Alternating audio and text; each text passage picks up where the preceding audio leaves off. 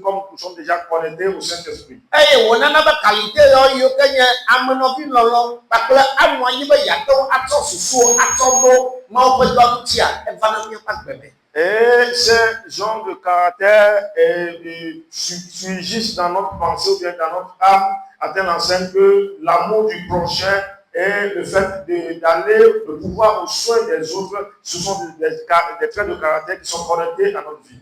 Eh, ya wona ha ba ya do na compassion, mi ba do ma tro na da mo ti ba ya ya be pro ma unya na. Finalement, nous atteignons l'idée ou bien le niveau de la compassion qui nous pousse le plus souvent à aller évangéliser les autres.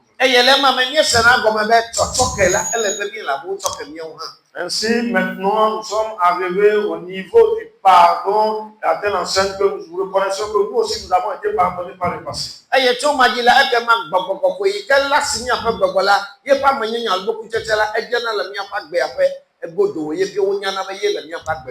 Ainsi, le Saint-Esprit qui s'est uni à notre vie, dans cette union, nous faisons part de ses fruits et à l'extérieur, on puisse distinguer que voici le Saint-Esprit qui nous conduit en vérité.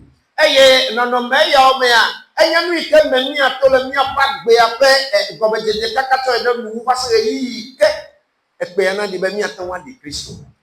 ce genre de traits, de ces caractéristiques, ce sont des choses qui se révèlent dans notre vie depuis le commencement jusqu'à nous atteignons à un niveau de maturité, vraiment qu'on puisse témoigner que nous sommes à la ressemblance de Christ.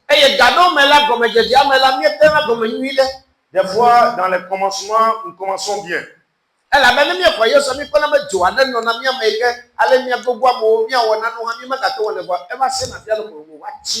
Et à certains moments, quand nous prenons ce départ, nous avons un zèle qui est en nous pour les choses, des affaires de Dieu. Et arrivé à un certain moment, finalement, ce feu continue, s'estompe et finalement ce feu s'éteint en nous.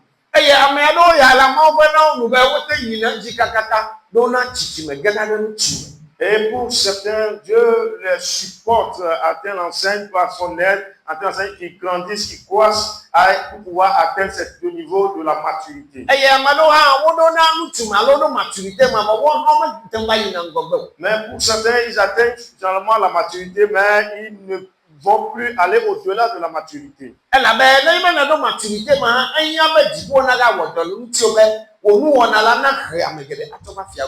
Et finalement, la maturité n'est pas l'étape finale de la croissance en esprit. Mais après la maturité, maintenant, tes actes que tu poseras, ce sont des actes qui vont attirer plutôt les autres à venir dans le royaume.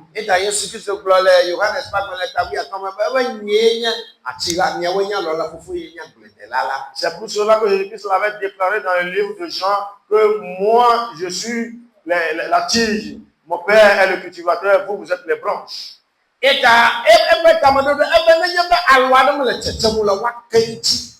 il déclare que dans son plan, qu'il y a une branche qui ne produit pas de fruit, on va le tailler. Et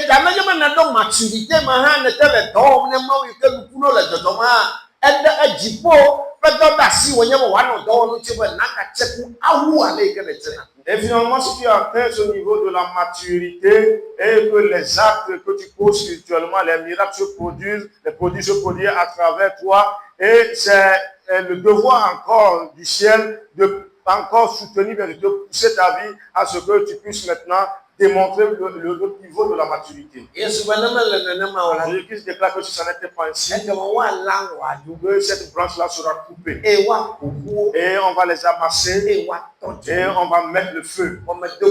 Mais moi je prie également que toi, ça ne sera pas ainsi pour toi. Ma prière va ainsi également. Que toi tu crois et que tu vas grandir en esprit à la maturité. Et ce que tu faisais auparavant,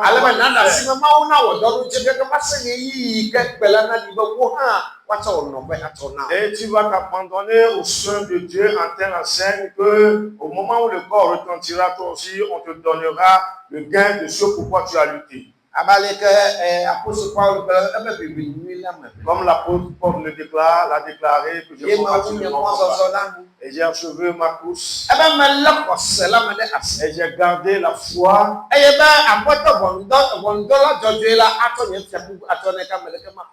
Et le Dieu juste, le Dieu de justice me donnera la couronne de gloire qui m'est destinée. Et c'est pour cela que tu dois comprendre cela. Que tu es obligé de grandir en esprit. Et tu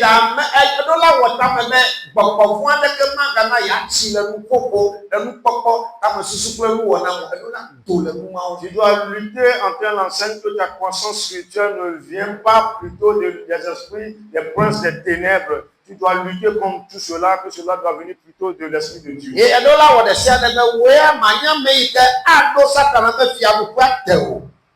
Et tu ne seras pas celui-là qui sera destiné à affermir le royaume de Satan. Tu seras celui-là qui doit affermir plutôt la royauté de Dieu. Et en toute endroit où tu paraîtras, on puisse distinguer les caractéristiques du royaume de Dieu en toi. Et que vraiment le nom de Dieu sera glorifié dans ta vie. Frères et sœurs, si tu n'as pas cette pensée en toi, tu sauras si bien en Jésus-Christ, mais à ce que tu ne t'en rends compte, tu es un instrument que Satan utilise pour révéler son royaume, que plutôt tu serves à Dieu pour la révélation de son royaume. Tu as besoin de reconnaître ceci. Aujourd'hui, nous allons prendre ce débat à ce niveau. Pourquoi tu as besoin de croître? Pourquoi tu as besoin de croître?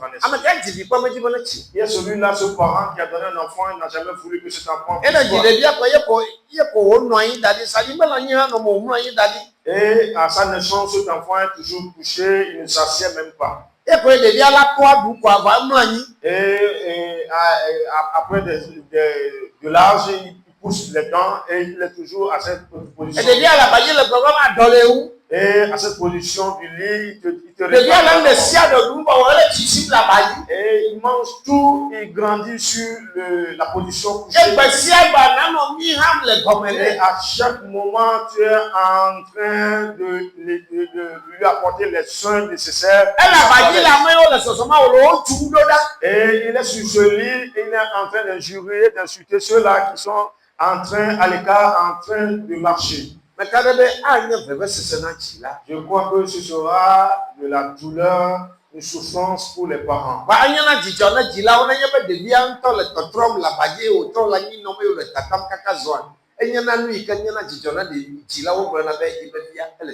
Vraiment, les parents se réjouissent souvent, à chaque moment, quand ils observent les gestes et les faits de leurs enfants qui se remuent de côté par côté, et les parents s'en rendent compte et se disent fièrement que mon enfant est en train de croître. C'est pour cela que l'apôtre Paul l'a déclaré qu'auparavant j'étais enfant.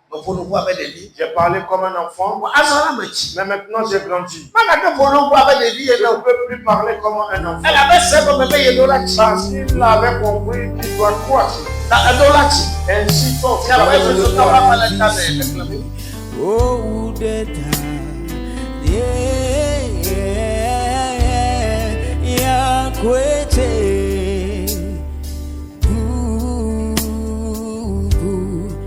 Hola, te